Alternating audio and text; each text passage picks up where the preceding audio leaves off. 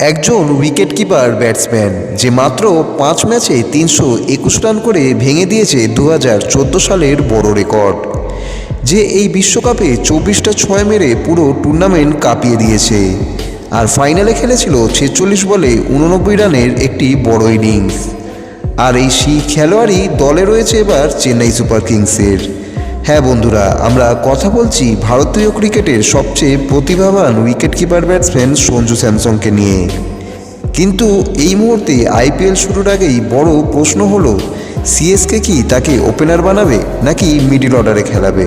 আজকের ভিডিওতে আমরা আপনাদের জানাবো সঞ্জু স্যামসনের এমন কিছু রেকর্ড যা শুনলে আপনিও ভাববেন সঞ্জুর হয়তো ওপেনারই সিএসকেতে হওয়া উচিত।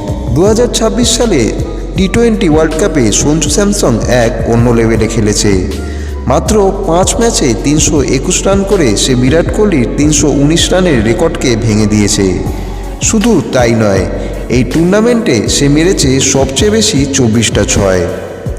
ফাইনালেও খেলেছে ৮৯ রানের বড় ইনিংস। আর একটা অবিশ্বাস্য তথ্য হলো, টি-20 ইতিহাসে যে মাত্র দ্বিতীয় ব্যাটসম্যান যে কিনা পরপর ৩ ম্যাচে ৮০+ রান করেছে। এমন দুর্দান্ত পারফরমেন্সের জন্য সে জিতেছে প্লেয়ার অফ দ্য টুর্নামেন্টও।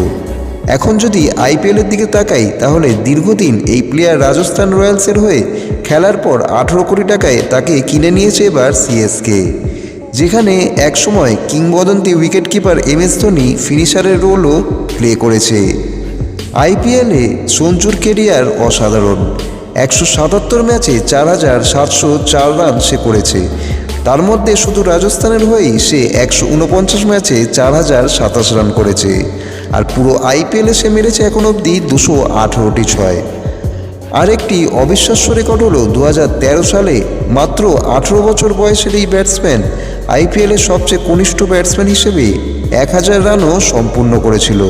এইবার আসল প্রশ্নটা এইখানেই যে সিএসকেতে যদি সঞ্জু স্যামসন ওপেন করতে নামে, তাহলে পাওয়ার প্লে থেকেই কি তার অ্যাটাকিং ব্যাটিং দেখা যাবে, নাকি তাকে মিডল অর্ডারে রেখে ম্যাচ ফিনিশ করানোই সঠিক সিদ্ধান্ত হবে?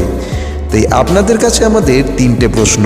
সঞ্জু স্যামসন কি সিএসকেতে ওপেনার হিসেবে খেলবে, নাকি ধোনির মতো নতুন আইকন সে আবারও দলের মধ্যে হয়ে উঠবে? আপনার মতে আইপিএলে সে কত রান করতে পারবে? আর এই মুহূর্তে সিএসকে কি তাকে ওপেনার নাকি ফিনিশার হিসেবে দলে খেলাতে চায়? আপনাদের মতামতগুলো অবশ্যই কমেন্টে লিখে জানান। আর ভিডিওটা ভালো লাগলে অবশ্যই চ্যানেলটা লাইক করুন এবং সাবস্ক্রাইব করতে একদমই ভুলবেন না।